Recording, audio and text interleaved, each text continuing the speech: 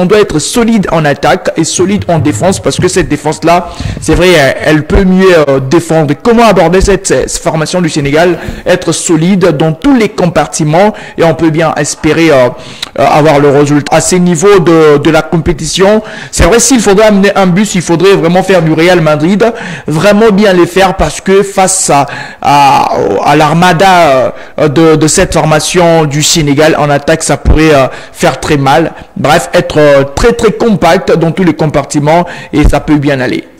Alors, est-ce que l'absence de quelques cadres sénégalais peut nous être profitable, notamment la star Sadio Mané, Krépin Diatta et Ismaël Jacob? Ça peut être profitable pour nous, mais ça peut être un motif de boostage de mental pour le Sénégalais.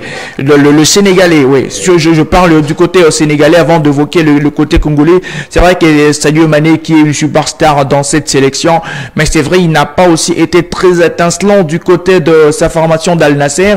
C'est vrai qu'il a été ouais, pas seul. Individuellement, il a un tout petit peu perdu de sa superbe. Plusieurs diront même qu'il ne fallait pas que Sadio Mané quitte l'Europe pour aller s'éclipser là-bas en Asie. Il a été absorbé par Cristiano Ronaldo, qui est certainement une grande star. Mais le reste, une équipe nationale, reste une sélection. Et tous les joueurs qui y sont peuvent bien faire des différences. C'est vrai que cette formation du Sénégal, avec en attaque des joueurs comme Iliman Ndiaye, qui n'a pas été aussi vraiment titulaire du côté de Marseille. C'est vrai que c'est un peu inquiétant, mais cette formation est une formation qui est solide. A manqué de joueurs, Krépin Diatta, c'est vrai, déjà au milieu de terrain, ils auront Lamine Camara, ils auront Pape Matar Sarr, ça peut bien faire de différence. Donc l'absence de Krépin Diatta, il y aura Idrissa Gana Gueye, le vieux brusquard dans cette sélection au milieu de terrain. Oui, exactement, lui qui s'y connaît au sein de cette sélection. C'est vrai que c'est une absence pour une superstar, un tel match. Les grands joueurs aiment bien y jouer, mais ben voilà, ce sont des pépins physiques. Ça ne pourrait peut-être pas démotiver cette formation qui ne sera pas à sa première dans ce genre de rencontres. Mais côté congolais, je pense que ça ne pourrait pas être un avantage pour la RDC. L'avantage serait si et seulement si le Sénégal déclarait forfait dans cette rencontre. Mais tant que c'est une équipe, c'est une nation très solide, très soudée. Je pense que ça ne sera pas un avantage pour nous, encore moins un acquis. C'est un match qu'il faudrait négocier, quel que soit le joueur sur terrain. C'est un match à bien négocier et les absents, ben voilà, la RDC ne pourrait pas s'inquiéter, va faire son football. Cette liste de gardiens de but, nous avons Dimitri Berthaud, gardien de Montpellier, qui a été titulaire lors de la dernière rencontre de la RDC à la CAN face à l'Afrique du Sud. D'abord, vous voyez qui être titulaire ce soir? S'il faudrait consolider, à respecter la hiérarchie, on va mettre en place certainement le portier de Montpellier, Dimitri Berthaud, qui sera dans ses buts pour essayer de garder et puis défendre la nation.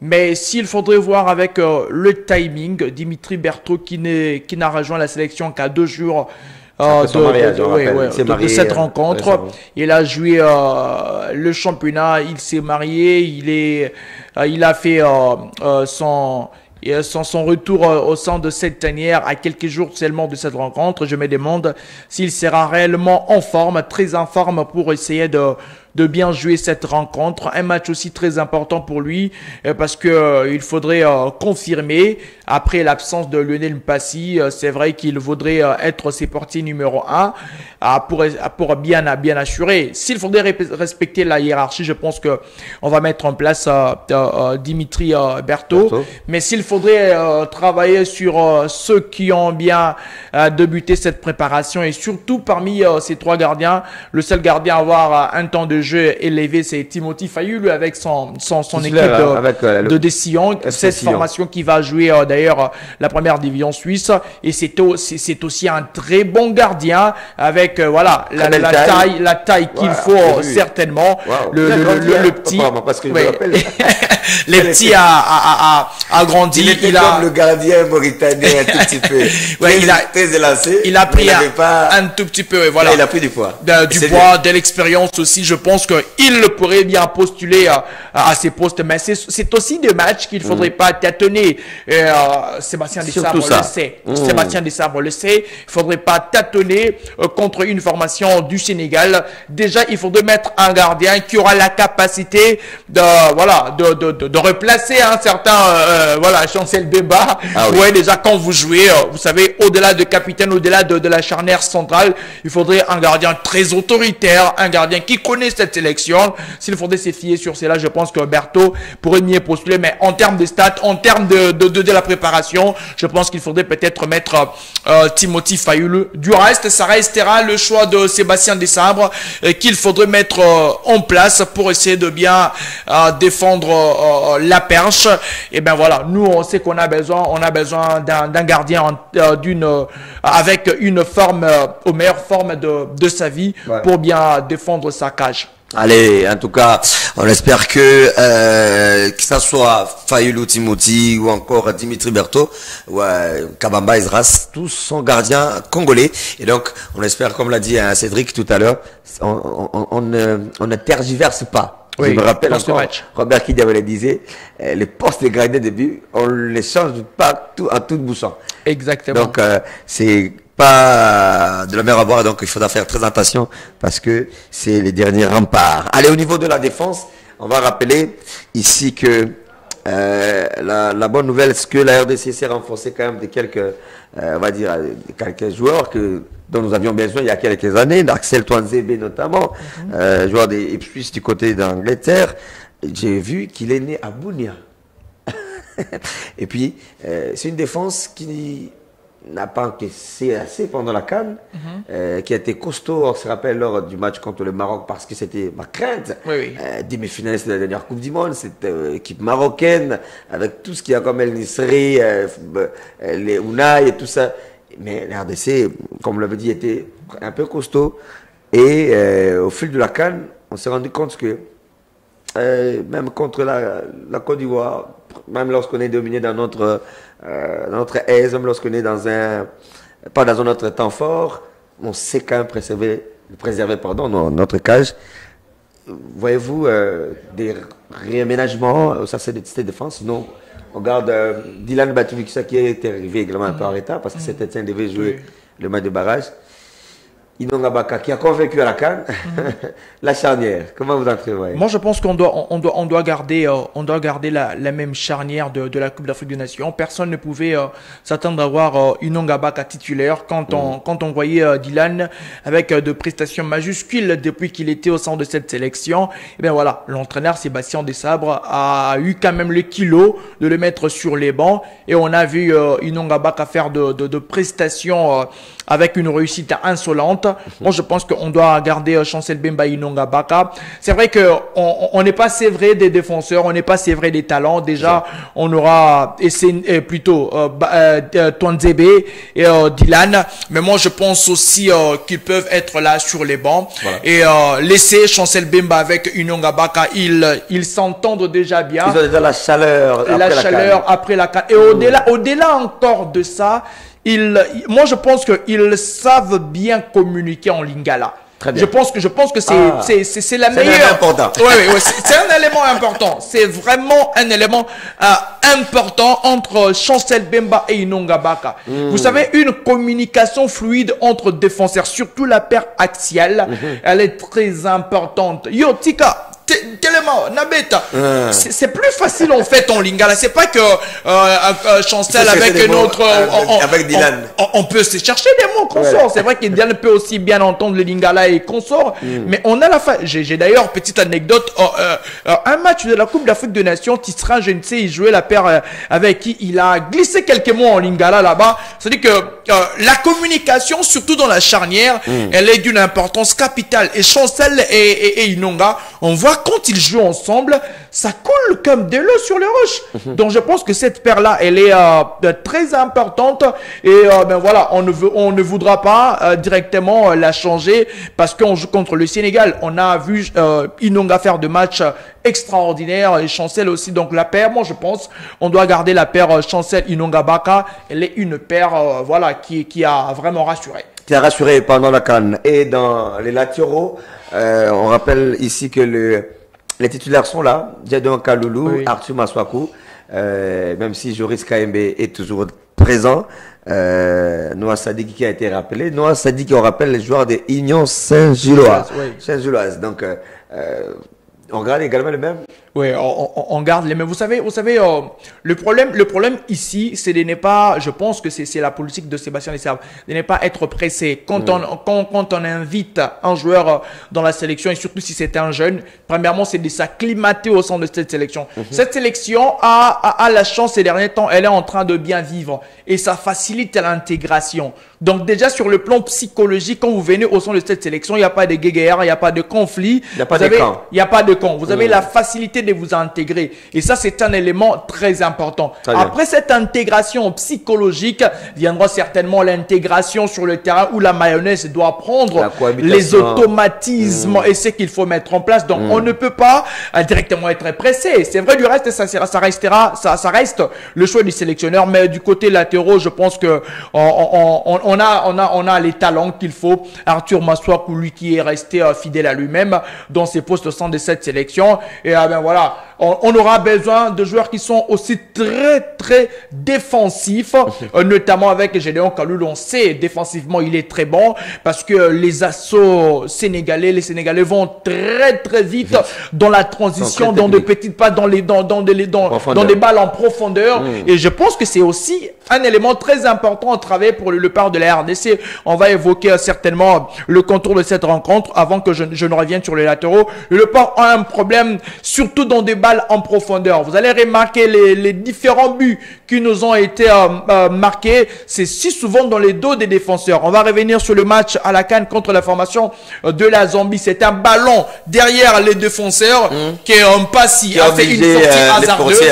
Et puis ben voilà, on nous a marqué. Le deuxième match, c'était contre la formation du Maroc. On a aussi presque encaissé, balle arrêtée. Puis c'était parce que la défense a complètement rêvé. Et par la suite, c'était presque comme ça. Donc, on doit bien assurer les arrières. Et il faudrait vraiment que cette défense soit très vigilante. Le Sénégalais, ils savent bien mettre le ballon en profondeur parce qu'ils ont des milieux de terrain qui peuvent bien donner des passes, qui peuvent casser des lignes. Je pense que les latéraux doivent être très vigilants. Et par la suite, je demanderai aussi à Maswaku, au-delà d'être très offensif, de bien veiller au grain. Et puis, Kaloulou qui est déjà habitué avec cette sélection. Je pense que la défense, Sébastien Desabre peut garder certainement ces quatre-là qui savent déjà ce qu'il faut faire. Très bien. Et au milieu du terrain, eh bien, les cadres sont là. En tout cas, on doit rappeler, par exemple, Samuel Moutoussamy, Gaël Kakuta, qui ont été excellents pendant la CAN. On y ajoute Charles Piquel, ce garçon qui a vraiment émerveillé tout le monde. Ce garçon, Crémonese est monté, finalement. Non. Ils vont jouer la série B. Alors qu'ils étaient bien lancés. Allez, il va certainement peut-être quitter ce club de Cremonese où il a laissé de très bonnes impressions. Et les retours d'Edo Kaembe, on va dire un essuie-glace pratiquement, qui pourra également être important, sans oublier Aaron Chibola. On va jouer à 4-3-3 peut-être, et on aura besoin non seulement des essuie-glaces, d'un père, un milieu défensif, et qui pourra assurer les relayeurs, l'animation offensive de la République. Les tandems est connu, Moutoussamy et Charles Piquel, c'est devenu une habitude. Charles Piquel qui a piqué la place à Aaron Chibola. C'est bien Charles Piquel qui a piqué la place. Qui a piqué la place à Aaron Chibola. Vous savez, c'était l'absence de Chibola a occasionné la venue de Charles Piquel et directement il s'est facilement bien intégré.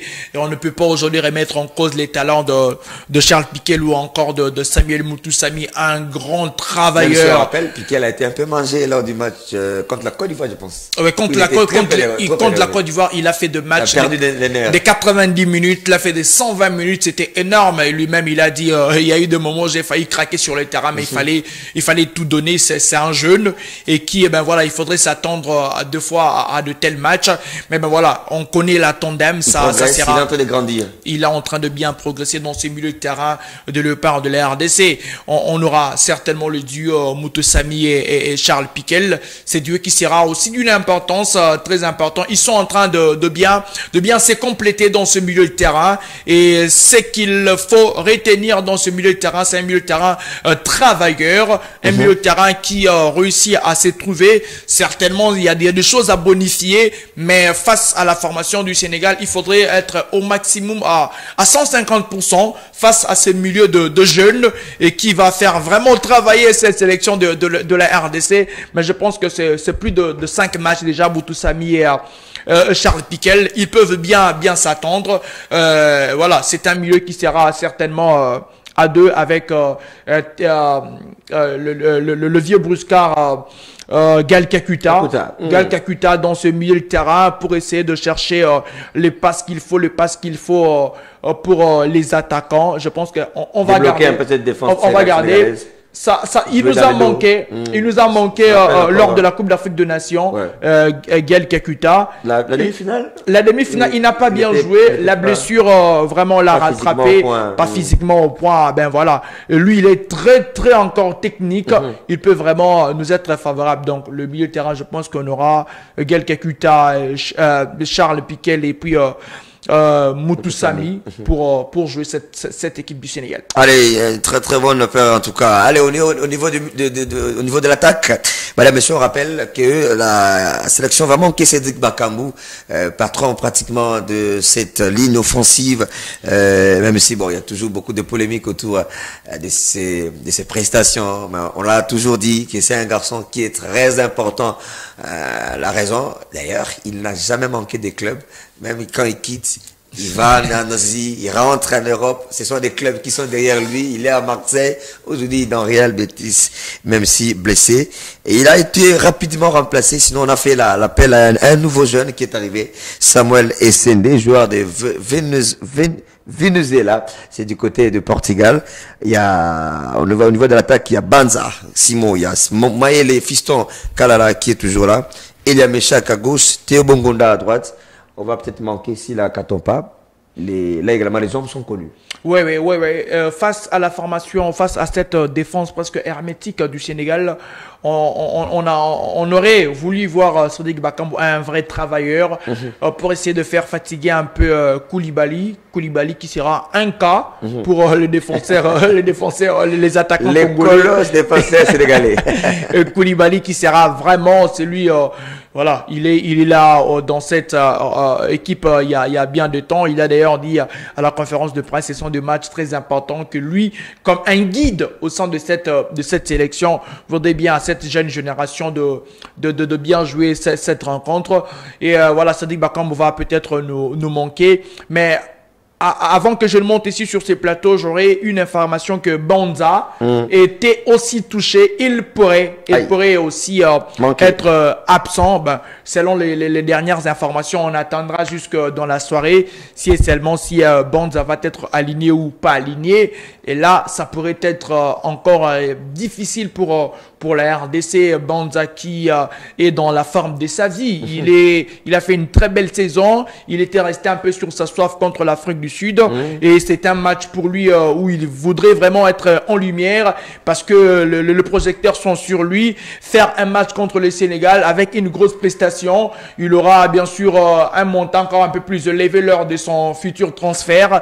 Donc ça pourrait être vraiment un élément qui pourrait manquer à la RDC si ça s'est confirmé. Mais comment jouer en attaque? Moi, je pense que on peut faire confiance à Wissa comme avant-centre. Il a fait contre la formation du Gabon. Cependant, on attendait Mayele ou comme en avant-centre et puis jouer avec Meshak et Théo Bongonda sur les côtés. Je pense que Wissa qui est un travailleur, lui ça qui peut bien départ ses mouvements, déclencher, libérer les espaces. Théo Bongonda qui aime bien finir ses actions dans les petits rectangles, et puis Meshak Elia qui va essayer de nous donner des balles de très fort devant la surface, et Wissa qui peut bien finir ces actions là. Je pense qu'avec Wissa en pointe ça peut bien aller. C'est pas pour voler la place à Fiston Kala Mayele, mais je pense qu'il aura aussi son temps de jeu. On attaque un trio, Théo Bongonda, Meshak Elia et puis Wissa. Bongonda et Meshak sur le côté. Sur les côtés, et puis Yohan Wissa comme avant-centre, ça peut bien faire l'affaire. On connaît que ça ne sera pas une première pour lui d'évoluer étant avant-centre. Je pense que lui, comme avant-centre, Koulibaly aura du pain sur la planche. Donc ça va être un match, un box-to-box avec un Wissa avec son style anglais. Je pense que c'est un vrai batailleur. Ça va être une bataille. Et puis ça va nous permettre de bien jouer. Surtout Elia, s'il a Abdou Diallo dans son couloir gauche. Voilà, Abdou Diallo qui est un défenseur central de métier, qui peut-être sera décalé de côté pour essayer de contraindre Meshak Elia. Ça va être de bonne guerre. Moi, je pense qu'avec un tel 11, surtout Wissa comme avant-centre, je pense que ça peut bien faire l'affaire. Allez, ça s'annonce en tout cas très très serré, madame, messieurs, entre Sénégalais et Congolais. On rappelle encore que l'enjeu reste la qualification pour la Coupe du Monde prochaine. La RDC est toujours en train de tenter. est long à parcourir. C'est très long. C'est très long. Et d'ailleurs, par ricochet de Sabradi, que c'était un match important mais pas capital. C'est-à-dire qu'il préférerait peut-être perdre contre le Sénégal et en fin de course finir premier pour jouer la Coupe du Monde. Donc, l'enjeu, c'est la première place du groupe. Il dit non. La première place du groupe, on l'avait, non, je serait mieux d'être premier après la 10e journée. Après la 10e journée, donc c'est ce qui est important. La course sera certainement longue. Au finish, il y aura un qui sera, premier, et on aimerait que la RDC puisse être première, mais ça passe aussi par ces genres de matchs. C'est un match important, c'est aussi un match miroir. La RDC est attendue, vous l'avez dit ici, après cette CAN réussi. Le Sénégal, c'est vrai, était éliminé, mais je pense que le Sénégal n'avait pas vraiment démérité. C'était sur un petit fait de jeu contre la formation de la Côte d'Ivoire. C'est un Sénégal qui a été étincelant pendant la phase des groupes. Mais voilà, la phase des groupes, ils ont trébuché contre la Côte d'Ivoire. Ils ont ces groupes avec la Gambie, le Cameroun et ils ont bien fait les choses. Mais voilà, le Sénégal reste un grand d'Afrique. Il ne va pas accepter d'être humilié à domicile. C'est vrai que c'est un match où tout peut arriver après le 90 minutes, mais vaut mieux faire un gros match contre la formation du Sénégal, ne fût-ce que remporter un point, parce que on ne peut pas dire que si on perdait et on va faire la course en tête par la suite pour jouer la Coupe du Monde, on doit d'abord bien négocier, parce que tous les points comptent. Si nous faisons bien les choses du côté du Sénégal, ça sera des bons augures aussi pour la suite. Donc, je pense que c'est un match qu'il faudrait bien négocier pour les Congolais, parce que tous les yeux du monde, aujourd'hui, la sélection a une confiance. Tout le monde pense que la RDC commence à retrouver petit à petit son niveau. Voilà. Et ces niveaux, on l'a montré contre les équipes comme le Maroc, les équipes comme l'Égypte. La RDC était à la hauteur. On a regardé droit dans les yeux. Voilà. Ces différentes nations. On les a titillés. Donc ça, c'est des bons augures pour la RDC. Je retiens surtout la deuxième mi-temps du match contre le Maroc. Où les joueurs marocains commençaient à ceinturer même à Maswakou.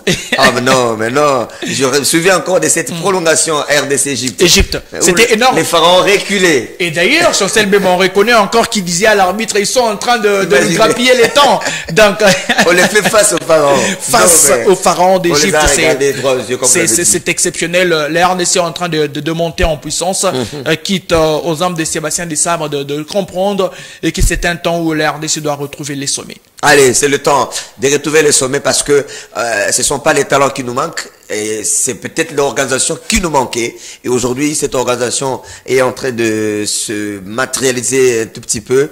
Le gouvernement met du sien, les Conors, tant bien que mal, en tout cas du côté du sélectionneur Sébastien Desabre, qui a également la responsabilité de manager. Vous avez vu, le stage a été manqué lors de la première fenêtre FIFA. On a manqué, mais on a tout fait avant ces 2 matchs, d'avoir une dizaine de jours pour préparer ces 2 matchs importants qui arrive. Madame, messieurs, nous sommes en train d'avancer dans cette émission. Alors, Cédric Moupetaï, si vous étiez vraiment à la place des sabres, après cette canne, après cette dizaine de jours de préparation, eh bien, sortez-nous un 11 de départ.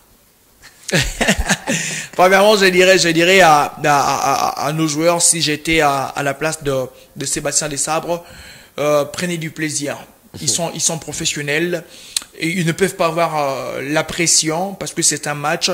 Ça ne sera, si la RDC courbait les chines, ça sera un faux pas de parcours et la suite sera. Non. Non. Ça sera un match de football. Très bien. On aura rempli le 3 résultats. On n'y va pas tête basse en tout cas. Non, on n'ira pas tête basse. Le comble serait de rater complètement le match.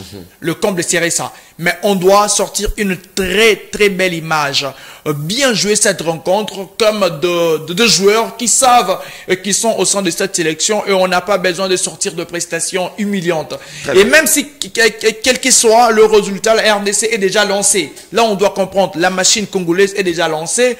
On aura certainement des très très bonnes choses à faire par la suite. Le 11 de départ, je le sors. Je mets Dimitri Berthaud comme gardien de but pour son vécu. Je garde, comme je l'ai dit, la paire Inonga et Chancel, Gédéon Kaloulou et Arthur Maswaku comme le cadre défenseur. Je garde les trios Piquel, Mutusami et puis Gaël Kakuta qui sera d'une importance très capitale à l'entrée capitale. Et puis je mets Bongoda à droite, Meshak à gauche et Yohan Wissa qui a fait une très belle saison du côté de la première ligue. On ne peut que l'avoir en point d'attaque pour essayer de bien faire travailler les défenseurs adverses. Ah, merci. Ça, c'est l'analyste maison depuis quelques temps, madame, messieurs. Cédric Moupetaï, très bien. Donc, vous avez compris, hein, on ne change pas l'équipe qui gagne. En tout cas, lors de la dernière CAN, il y a cette ossature-là qui nous a fait rêver. Rappelez-vous de ce match contre l'Égypte. Rappelez-vous de ce match contre l'Égypte. Vers minuit, regardez, c'est qualifié. Quelqu'un a dit, fais ça, Marana Congo, match Bandi, ce qui va m'aider. Jouer 2 jours. Terrible. Aïe, aïe, aïe. Allez, on rappelle hein, que les hommes des Sabres sont bien logés, ils sont bien arrivés également. Ils se sont même entraînés et il y a eu conférence de presse avant-match. La délégation, on rappelle, qui a quitté Kinshasa est composée de près de 150 personnes soutenues, prises en charge par le gouvernement de la République. Et on espère que tout est bien pour que la RDC puisse se produire et donner un résultat probant.